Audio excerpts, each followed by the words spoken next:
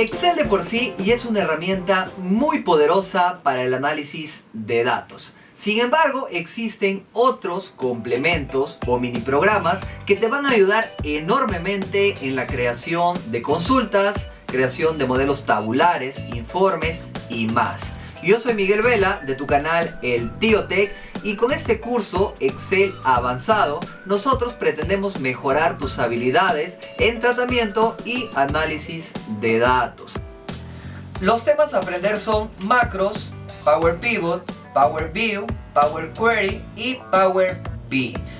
No te olvides que este curso forma parte de nuestro programa gratuito de formación Excel, que consta de 3 niveles de especialización. Tenemos el nivel básico, el intermedio y el avanzado.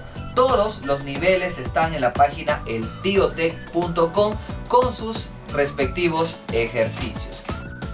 Espero que este curso avanzado gratuito sea de mucha utilidad para todos ustedes y los esperamos.